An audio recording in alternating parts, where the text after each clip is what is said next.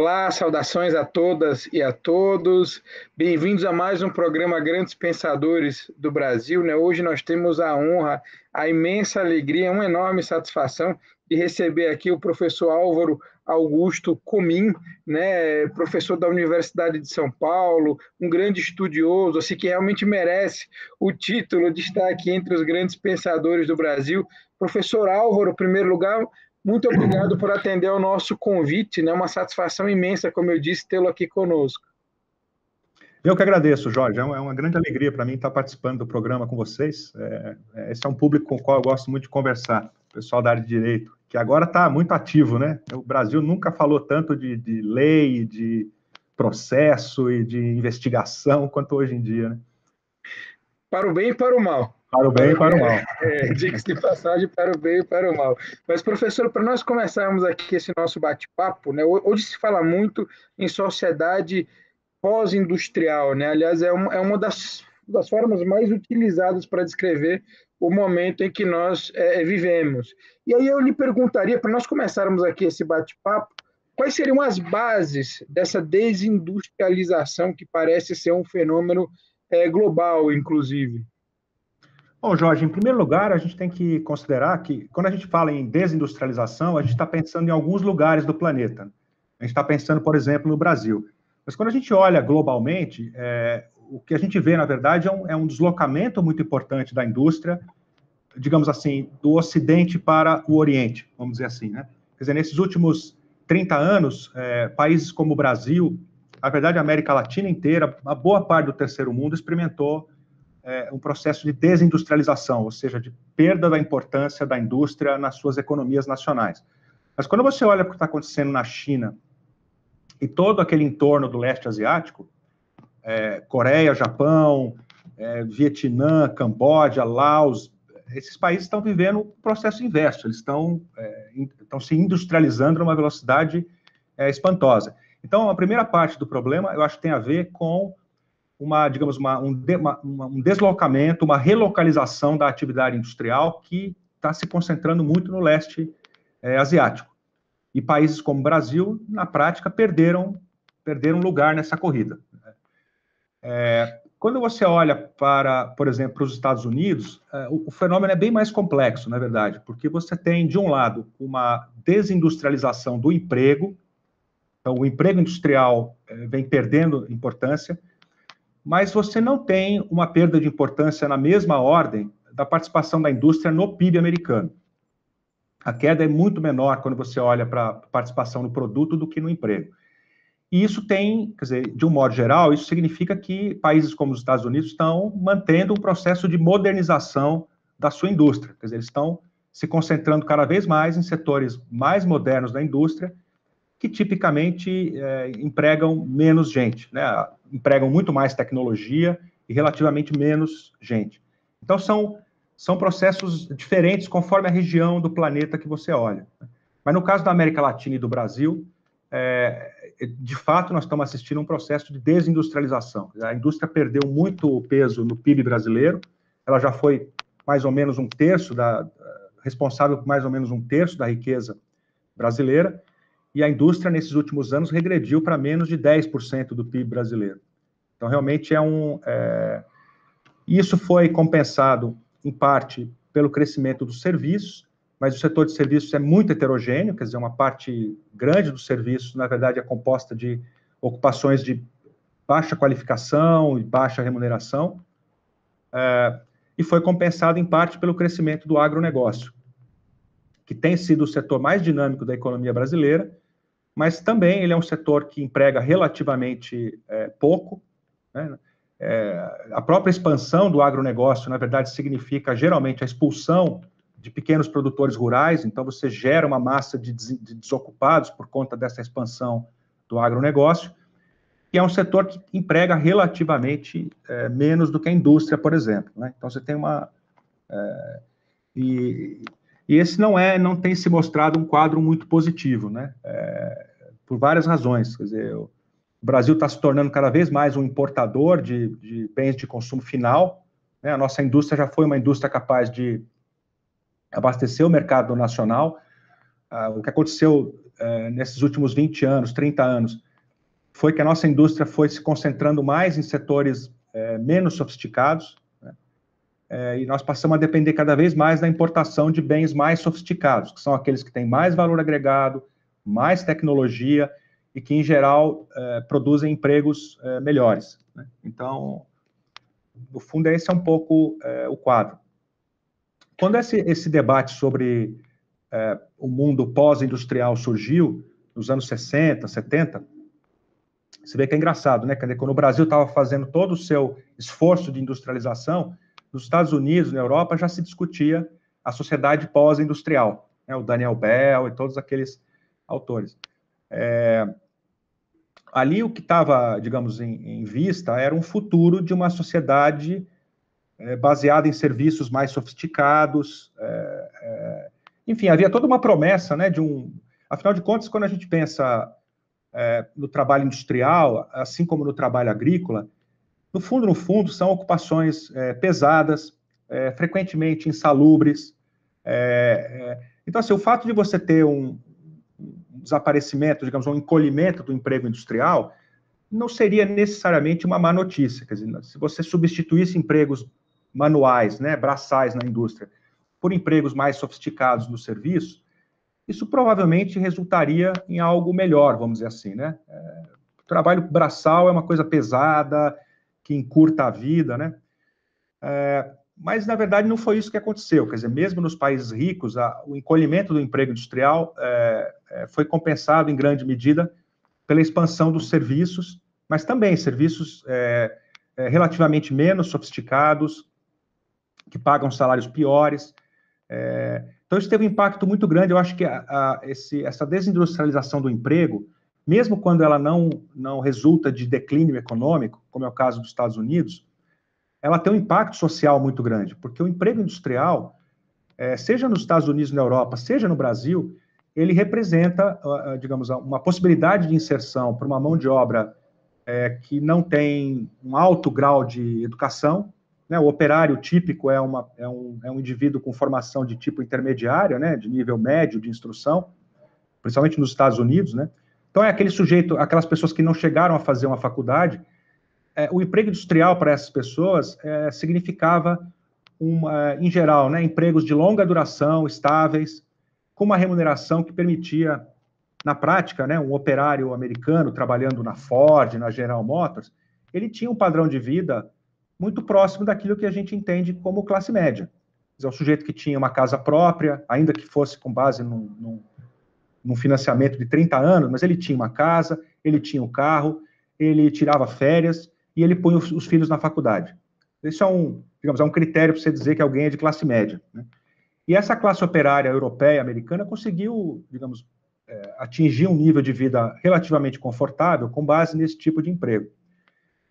A desindustrialização do emprego, que tem a ver com tecnologia, tem a ver com offshoring, tem a ver com deslocamentos de indústrias mais simples para a Ásia, para o México, para a América Central, deixou um buraco no mercado de trabalho nesses países, de tal modo que essa força de trabalho que antes era industrial, e que era uma força de trabalho muito masculina, né, predominantemente masculina e branca, no caso dos Estados Unidos, essa força de trabalho foi deslocada para mercados de trabalho muito piores. Ela está hoje, esses indivíduos hoje estão disputando os empregos no McDonald's, no Walmart, que são tipicamente empregos muito mais instáveis, né, de menor duração, com renda menor, e até com status menor, né, até com o prestígio profissional associado a isso é muito menor, né. Então, de novo, pensando assim, mais historicamente, o operariado na Europa, principalmente na Europa, mas nos Estados Unidos também, eles adquiriram um status social, na medida em que você tinha uma ocupação reconhecida, essa ocupação era regulamentada, protegida, você tinha sindicato, você trabalhava numa empresa grande, então você tinha acesso a um seguro de saúde razoável e assim por diante, né? Então, em parte, eu diria, do ponto de vista estritamente econômico, eu acho que pensando nos Estados Unidos, na Alemanha, na França, a desindustrialização do emprego por si só não é uma grande tragédia, mas para os indivíduos, né, para os trabalhadores, isso tem um impacto muito grande, né? E eu acho, lá na frente, se a nossa discussão for para o plano mais político, eu acho que isso tem muito a ver com essa onda, digamos, essa onda mais conservadora e mais xenófoba que se desenvolveu entre as classes populares desses países, né? Em parte, uma das coisas chocantes desses últimos anos foi ver, por exemplo, esse eleitorado composto, né, da classe operária, vamos dizer assim, em países como a Inglaterra, a França e os Estados Unidos, que tradicionalmente eram eleitores de partidos de esquerda, né, partidos social-democratas, esse eleitorado migrou para a direita e passou a ter um comportamento mais conservador, mais xenófobo, mais nacionalista. Eu acho que tudo está muito ligado com essas mudanças na estrutura do emprego, que para esse segmento, né, do operariado qualificado foi muito, muito negativo, vamos dizer assim, né? Vou pegar um gancho, professor, nessa sua colocação última, para já fazer uma segunda provocação também, né? A gente hoje, em especial a partir disso que nós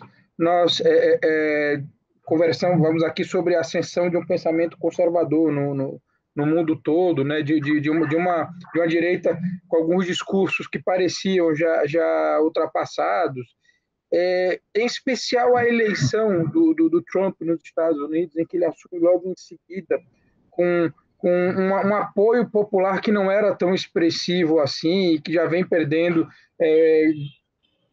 parece que mais recentemente numa escala mais rápida, né? Nós tivemos o Brexit tão contestado no Reino Unido, desde o momento da eleição. E aqui no Brasil, uma eleição de Bolsonaro com um número de abstenção absolutamente impressionante. Podemos falar numa crise da democracia representativa, ou pelo menos daquele tradicional modelo one man, one vote.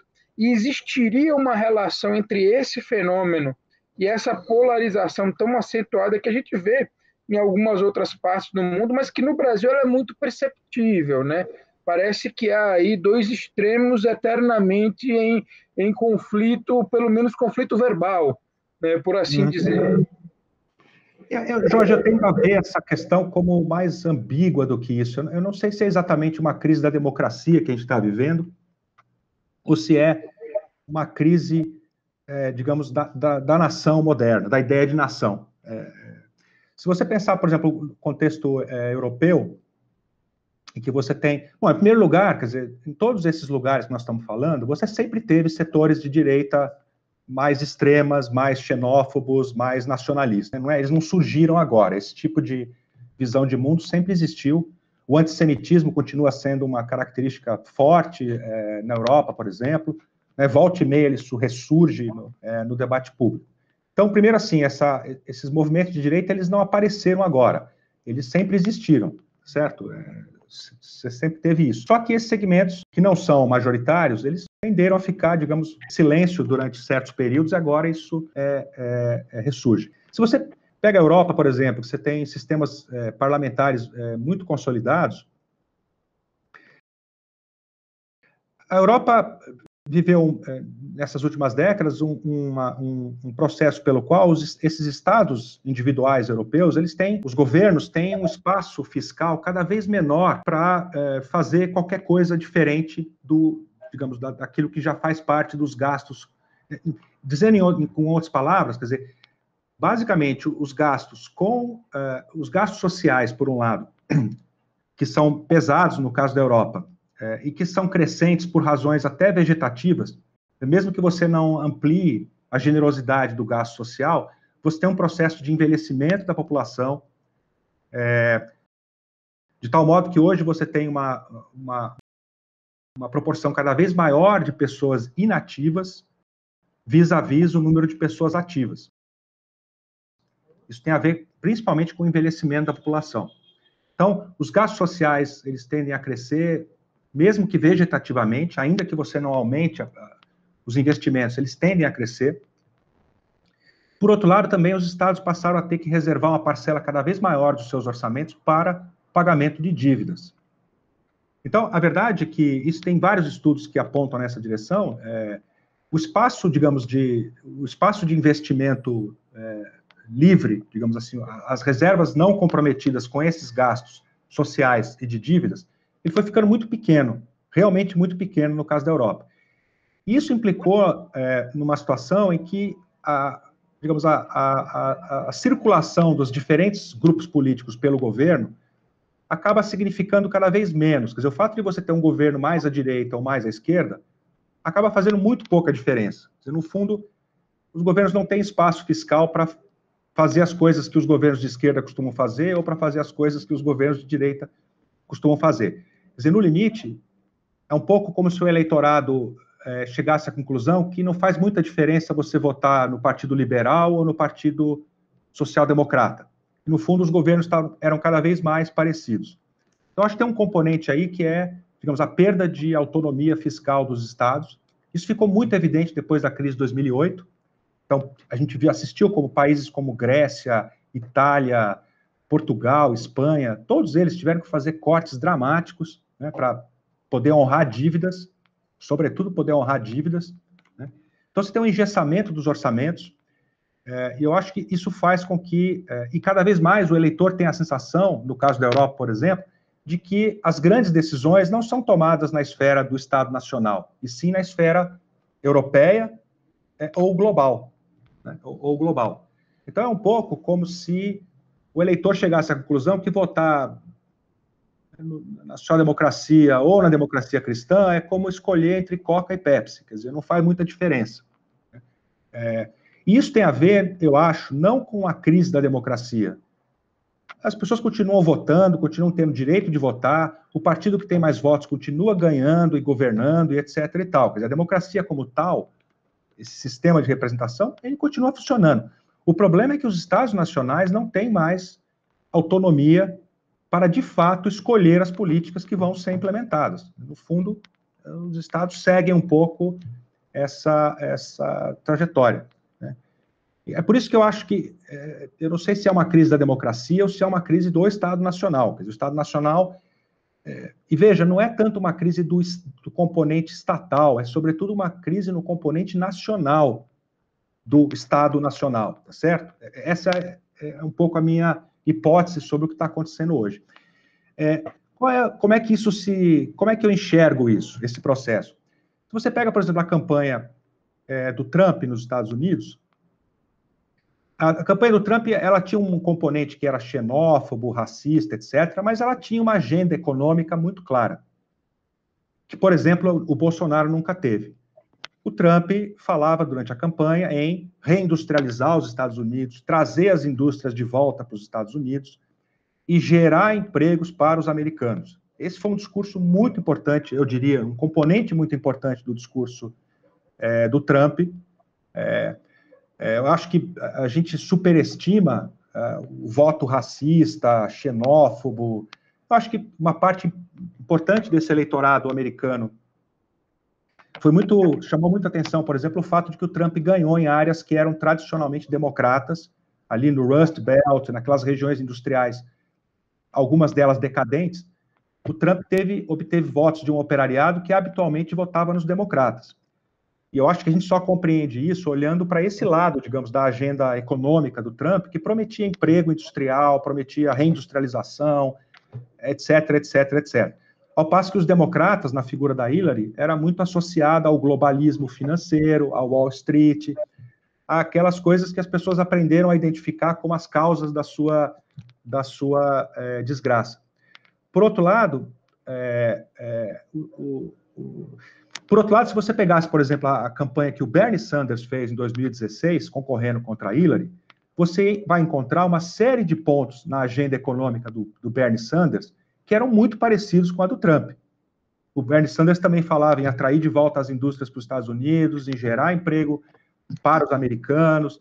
Se você olhar, por exemplo, na Inglaterra, o discurso que o Corbyn fazia, não é à toa que o Corbyn foi acusado pelos trabalhistas de ter feito corpo mole na campanha do Brexit.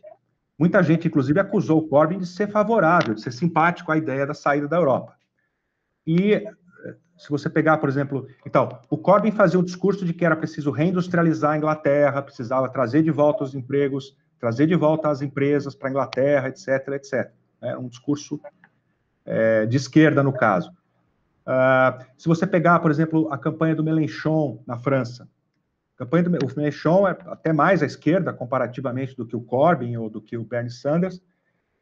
O Mélenchon dizia o tempo inteiro que a Europa era o problema, que a França precisava reaver os seus poderes nacionais, e, de novo, investir em reindustrializar, em gerar empregos para os franceses, etc, etc.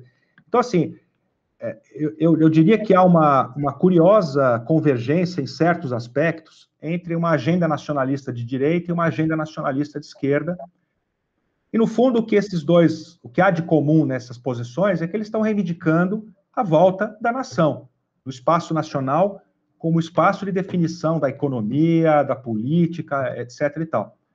Acho que isso é muito fortemente perceptível no caso dos europeus. Os europeus veem a Europa como o oposto da nação, né? A Europa é aquela instância superior, burocrática e não democrática, que decide tudo que é importante. E os Estados nacionais europeus decidem só o que não é importante, né? Quer dizer, decide a regra de trânsito, mas quando se trata realmente de decidir o futuro do país, então é nesse sentido que eu vejo mais como uma crise da ideia de nação, né, do componente nacional dos Estados nacionais, do que propriamente uma crise da democracia.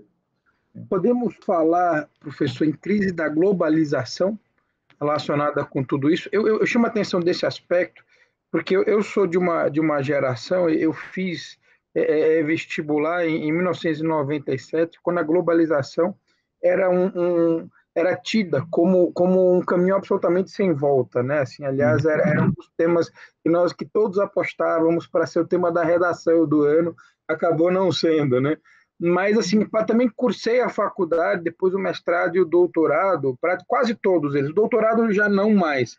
Mas até o meu mestrado, a globalização era discutida, pelo menos dentro da perspectiva das salas de aula de direito, como um fenômeno absolutamente irreversível. Existia, naturalmente, ali uma disputa entre constitucionalistas e internacionalistas, né? Os constitucionalistas sempre muito apegados à ideia de soberania, né?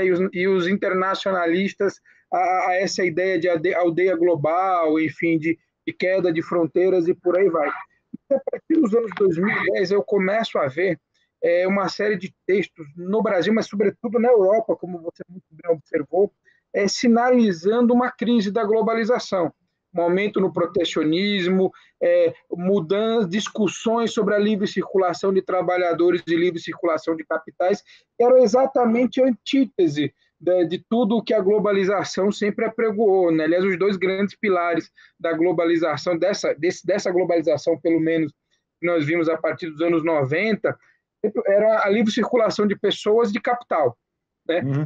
E aí, nesse cenário de crescimento dessas discussões, a gente ainda vê a ascensão do Trump e a aprovação do Brexit, né? E os discursos nacionalistas muito fortes pipocando em outros países de dentro ali da região de Schengen, né? O que de repente nos coloca numa discussão, né? Se realmente a gente não está aquela ideia que parecia tão forte nos anos 90, nos anos 2000, né? Na primeira década do século, a gente não tá, se ela não está minguando, né? Esse é um excelente tema, uma excelente colocação sua. Inclusive, eu adicionaria, né, que um dos componentes da retórica do Trump e da retórica dos europeus ia justamente, o Trump prometeu acabar com vários tratados internacionais, ele vem ameaçando, não, ele saiu, por exemplo, da OMS, e ele vem bombardeando, você tinha em andamento, por exemplo, entre os Estados Unidos e vários países aqui da América do Sul, a formação de um mercado do Pacífico com os Estados Unidos, eles caíram fora. O Trump chegou a quase desmontar o NAFTA, né?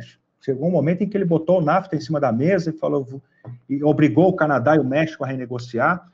Então tem esse componente, isso é muito interessante, quer dizer, em primeiro lugar, eu acho que para a gente pensar nessa questão, a gente tem que pensar um pouco, a palavra globalização, ela tem infinitos significados. Então, o primeiro passo é a gente fixar um pouco a ideia de globalização, quer dizer, o que exatamente a gente está pensando quando a gente fala em globalização.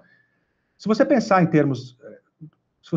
que globalização, ela expressa o fato de que você tem uma divisão internacional do trabalho, em que as várias partes do planeta se comunicam por meio da troca de mercadorias, e que cada área do planeta tem, digamos, produz coisas diferentes. Pensando, então, a globalização como uma integração produtiva entre as várias partes do mundo, esse é um processo que recua até o século XVI, desde o surgimento do capitalismo, vamos dizer assim, que ele já é uma ordem econômica internacional que conecta diversas partes do planeta por meio da troca de mercadorias, vamos dizer assim, né? Então, desse ponto de vista, a globalização é um processo de longuíssimo prazo. A gente pode dar um passo adiante e pôr a pergunta, bem, o que é que governa a globalização? Qual é a lógica que governa a globalização? Se a gente voltasse para o século XVII, XVIII, essa lógica era uma lógica ainda muito ligada até o século XX, na verdade, muito ligada ao colonialismo. Então, o que conectava a Europa com o terceiro mundo eram relações de tipo imperiais, coloniais. A partir do pós-guerra, você tem a descolonização, etc. Então, aí você tem a desmontagem, digamos, de um sistema de regulação da globalização. E a partir dos anos 60, o mundo inteiro passa a ser composto por Estados nacionais. Então, a primeira coisa a observar é o quão recente é o fenômeno, a universalização do formato Estado nacional como forma de organização dessa economia global. Isso é uma coisa que tem 60, 70 anos que esse formato se consolidou. Durante o período do pós-guerra até os anos 80, você tem uma ordem internacional que é muito dominada pela lógica da Guerra Fria. Então, havia um esforço contínuo, de um lado, dos Estados Unidos da Europa, de outro, da Rússia, de organizar essa grande periferia, né? E a partir dos anos 80, digamos, a gente tem o fenômeno da globalização no sentido mais do curto prazo, que foi um processo pelo qual os sistemas de proteção da indústria nacional, das economias nacionais, vai sendo desmontado. Você tem uma enorme face financeira da globalização, quer dizer, as finanças passam a ser, digamos, o que governa muitas dessas relações. Que tipo de regulação é essa da globalização de período recente, vamos dizer assim, né, desse fenômeno recente que a gente chama de globalização? Acho que a primeira coisa que a gente tem que olhar é o fato de que o que a gente chama de globalização, na verdade, este não é um sistema governado por instituições globais. Na verdade, se você for se perguntar assim, quais são as instituições globais, realmente globais, elas são muito poucas. O que é? O Banco Mundial é uma instituição de tipo global, o FMI é uma instituição de tipo global, mas mesmo essas instituições, a OMC é uma instituição de tipo global. Então, por exemplo, esse é um exemplo de instituições que funcionam, em tese, sobre os países e regulando essa economia internacional. Contudo, a gente sabe que Banco Mundial, FMI e OMC não são, de fato, organizações globais. No fundo, a gente sabe muito bem quem é que manda no FMI, quem é que manda no Banco Mundial, quem é que manda na OMC. Aquilo tem dono, né? Em larga medida, o que eu estou querendo dizer é o seguinte, aqui, o que a gente chama de globalização hoje em dia, se você perguntar quais são as instituições que regulam essa globalização, o que a gente descobre é que ainda são instituições nacionais. São, sobretudo, as instituições nacionais dos Estados Unidos. Os Estados Unidos têm uma série de mecanismos pelos quais eles governam a economia mundial. A moeda é um deles, muito importante. Os Estados Unidos têm o fato do dólar ser a moeda internacional dá aos Estados Unidos uma prerrogativa em termos de governança global enorme. Então, são instituições americanas e europeias, quer dizer, em alguma medida que, no fundo, governam, que determinam os grandes tratados, determinam a forma como os países periféricos se inserem nesses grandes tratados, etc. Então, no fundo, se a gente for fazer essa pergunta, então, quem é que regula essa globalização? Essa pergunta nos leva, digamos, a uma concentração de poderes em alguns países que têm uma grande capacidade de comandar essa regulação. E é por isso que essa mudança de posição dos Estados Unidos é tão importante. Se os Estados Unidos, por exemplo, se movem em direção a políticas mais protecionistas, isso tende a influenciar o comportamento de todos os países do mundo.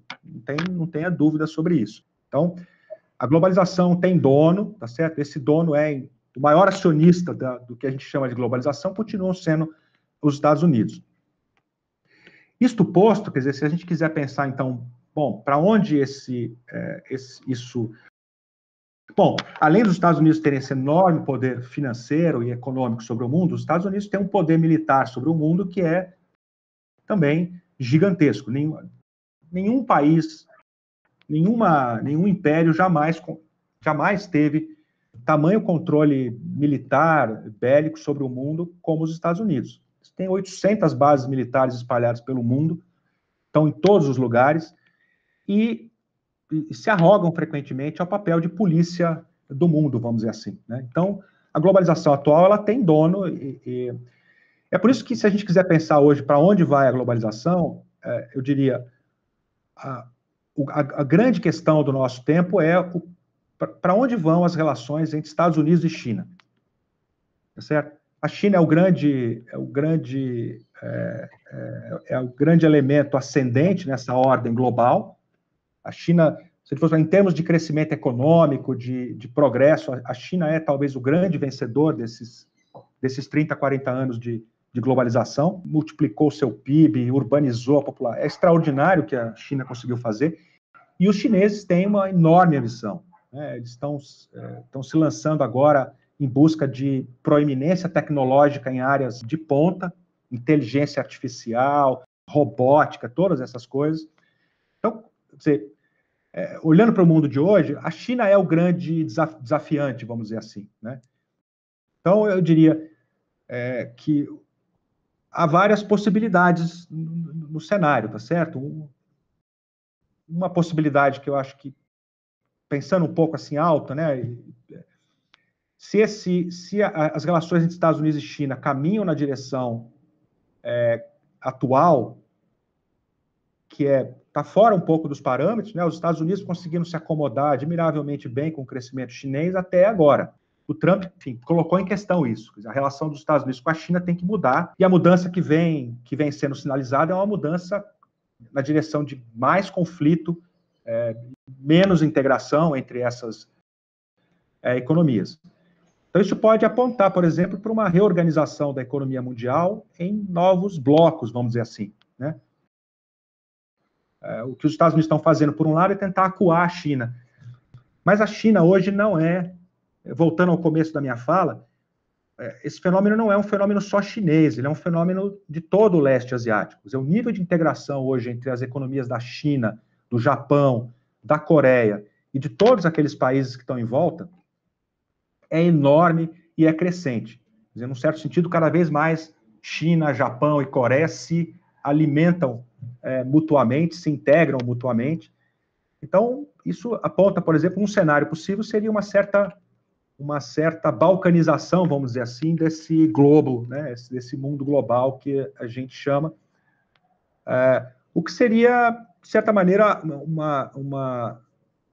até certo ponto, né, uma reconstituição de um cenário de Guerra Fria, por exemplo, né? Isso poderia ser um cenário. Num cenário como esse, a gente tem que se perguntar para que lado vai a Europa. A Europa historicamente, está muito ligada aos Estados Unidos, de muitas maneiras, mas a gente tem assistido, especialmente agora, né, com a presidência do Trump, uma insatisfação crescente dos líderes europeus com essa aliança histórica com os Estados Unidos, a tal ponto que hoje você ouve na Inglaterra, na França e na Alemanha o debate sobre a necessidade desses países se remilitarizarem, voltarem a investir em exércitos, enfim, a voltarem a ter um protagonismo internacional maior. Sinaliza, de certa maneira, que o Trump rompeu aí uma relação de confiança e de dependência mútua com a Europa, e isso também coloca questões para o futuro. Quer dizer, o que seria um mundo hoje em que a Europa e os Estados Unidos já não tivessem uma aliança tão forte, né, em termos econômicos e de política externa, etc. Nós vamos assistir isso agora se materializando de várias maneiras. Por exemplo, tem um debate muito forte agora na Europa, na França em particular, sobre como lidar com os gigantes da informática, com Google, com Apple, e a inclinação desses governos é na direção de que essas grandes empresas têm que ser mais controladas e têm que ser mais taxadas. Isso está na ordem do dia. Quer dizer, são duas coisas. Uma, é preciso controlar a força política que essas empresas estão adquirindo. A gente teve episódios de manipulação de eleições, etc. e tal, e isso está apavorando todo mundo. Por um lado, tem a questão dos orçamentos, quer dizer, essas empresas, Google, Apple, etc., por serem grandes empresas transnacionais, elas se utilizam dos esconderijos fiscais que existem no mundo de uma maneira muito inteligente. Então, a Google bota a sua sede europeia na Irlanda, onde ela paga pouquíssimo imposto. Ganha toneladas de dinheiro com o mercado francês, mas não paga um centavo de imposto na França. Pois bem, os franceses estão já num estágio avançado de discussão aí de uma lei para regulamentar e para taxar essas empresas. O Trump, lá do lado dele, já disse que não vai admitir esse tipo de interferência nos negócios das suas empresas, por exemplo, né? Então, tem vários aspectos, digamos, concretos em que esse desconforto entre Europa e Estados Unidos estão começando a ganhar terreno, né? Então, assim, eu diria que hoje o grande enigma a ser decifrado é para onde vão as relações Estados Unidos e China, sobretudo, e Europa também. Quer dizer, acho que o jogo de xadrez está muito em torno dessas peças, vamos dizer assim, né?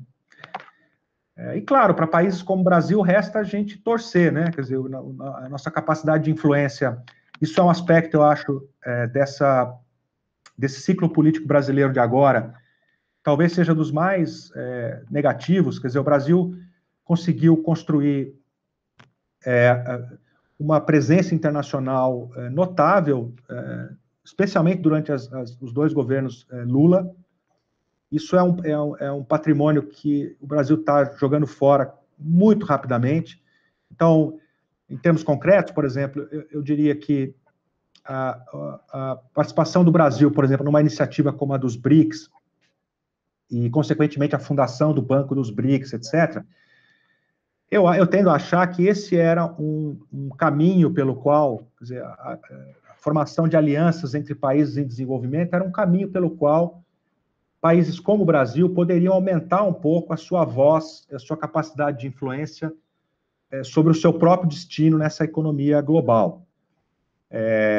Isso era um movimento ambíguo, quer dizer, não estou querendo aqui romantizar a coisa dos BRICS, mas eu acho que ali tinha um germen de uma possibilidade, digamos, de agregação de interesses comuns entre grandes países do terceiro mundo que poderia aumentar um pouco a nossa capacidade, digamos, de influência. E é muito notável como os governos que se seguiram à deposição, ao golpe contra Dilma, foram especialmente caprichosos em retirar o Brasil da cena internacional. Isso começou já no governo Temer, o Brasil se retirou, digamos, da cena internacional, e agora nós estamos vivendo um processo pelo qual a imagem do Brasil está sendo literalmente triturada internacionalmente. Quer dizer, o Brasil vai precisar de muito trabalho para recuperar. E o Brasil se retirou, o Brasil está se retirando, o Brasil se retirou dos BRICS, quer dizer, na prática, parou de investir nisso, parou de dar importância a isso. O Brasil está se retirando dos organismos regionais, o Brasil, na prática, está fazendo todo o possível para comprometer a existência do Mercosul, saiu da Unasul, enfim, o Brasil vem se retirando desses fóruns internacionais multilaterais. Isso eu acho que é um aspecto muito grave do que está acontecendo e relativamente pouco debatido, porque as tragédias do momento são tamanhas que a gente não está discutindo muito isso. Mas eu acho que a gente abriu mão de uma possibilidade, digamos, de inserção internacional importante. Eu espero que a gente consiga recuperar no futuro próximo, quer dizer, mas isso é um aspecto... Professor, deixa eu aproveitar um pouco dessa sua fala para propor uma nova reflexão a partir da seguinte premissa, né? Nós tivemos ali o século XIX, de uma certa forma, foi o momento da descolonização da maior parte da América, né? Da América Latina. Século XX, principalmente no pós-guerra, da África, em especial, mas também o retorno da independência de algumas civilizações milenares, como a Índia, por exemplo, e algumas outras ali do leste asiático. Vietnã, Camboja, Vietnã, Camboja, exatamente, Coreia. aquelas do leste asiático, e, enfim, a Coreia em relação ao Japão, enfim. Mas o século XX tem uma nova ordem econômica e, enfim, uma nova ordem social, uma nova lógica de divisão do trabalho que tem levado muito a discutir uma nova forma de colonização, né? Um novo colonialismo. Né? Como o professor vê essa questão e essa discussão? Sua pergunta é interessante, quer dizer, a minha reflexão vai um pouco nessa direção mesmo. Não necessariamente digamos, do retorno a uma situação colonial, mas a um retorno de uma situação em que o mundo é organizado a partir de impérios, vamos dizer assim, né? Ainda que você não tenha a redução da periferia à condição estritamente colonial, como no passado, mas uma situação em que você tenha 2 ou 3 grandes polos de poder econômico, militar, político, etc., ao qual essa vasta periferia tem que se subordinar, vamos dizer, né? Então, assim, respondendo muito concretamente sua pergunta, sim, eu vejo, por exemplo, a América Latina, digamos, sob a égide de governos como o do Bolsonaro, mas a gente encontra equivalentes na Colômbia, no Peru. A América Latina corre um sério risco de, digamos, de regredir em termos de sua autonomia regional e voltar a ser uma área, digamos, estritamente subordinada aos Estados Unidos. Ela nunca deixou de ser, mas essa condição de subordinação me parece um risco bastante real, assim como parte das periferias chinesas, desses países que estão em torno da China, por exemplo, podem ser obrigados a escolher entre a China e os Estados Unidos, por exemplo, né? Os Estados Unidos estão fazendo uma política um pouco nessa direção, né? Agora de penalizar Hong Kong pelo controle maior que a China está exercendo, etc. E se você pensar, por exemplo, o grau de dependência que países como o Vietnã, a Indonésia estão desenvolvendo em relação à China, não é? A coisa da nova rota da seda não é à toa, quer dizer, a China está tentando interligar, fazer de uma interligação que hoje é econômica, de trocas, uma ligação física, e o percurso, né, dessa grande empreitada chinesa traz como efeitos colaterais o fato de que esses países ao redor vão contrair dívidas enormes com a China vai fazer investimentos de infraestrutura, mas isso vai se transformar em dívidas nacionais. Enfim, eu estou apontando processos que podem levar a uma situação em que os países tenham que escolher. Quer dizer, ou você está comigo, eu sou a China, ou você está com os Estados Unidos. E essa é uma escolha determinante. Quer dizer, se você não está comigo, você é meu inimigo. Agora a gente tem, por exemplo, uma situação concreta em que isso se manifesta. A campanha americana contra a Huawei. Os Estados Unidos já conseguiram impor à Inglaterra, à Austrália e à Nova Zelândia que o acompanhem no veto à Huawei, a migração aí para o 5G. Isso tende a acontecer com vários outros países. O Brasil provavelmente vai ser instado a abrir mão. O ano que vem nós vamos ter aí o leilão do 5G no Brasil. Você pode escrever aí que o Brasil vai ser seriamente pressionado a impedir a participação da Huawei no 5G. Isso tem consequências enormes, tá certo? Nós estamos falando da nova tecnologia de telecomunicações que vai, enfim, tem uma importância enorme isso para todos os setores econômicos, etc. Então, o que acontece quando um país como os Estados Unidos liga para o Brasil e fala, se vocês fizerem um acordo com a Huawei, vocês estão fora, eu não quero mais conversa com vocês. Então, a gente tem uma situação, isso pode, digamos, sinalizar na direção de uma situação em que você não tenha necessariamente a recolonização da periferia, mas você tenha, de fato, um mundo organizado em zonas imperiais, vamos dizer assim, que os países mais fracos vão ter que se alinhar obrigatoriamente, vamos dizer assim. E qual seria a atual posição do Brasil no que se convencionou chamar de especialização das economias periféricas, professor?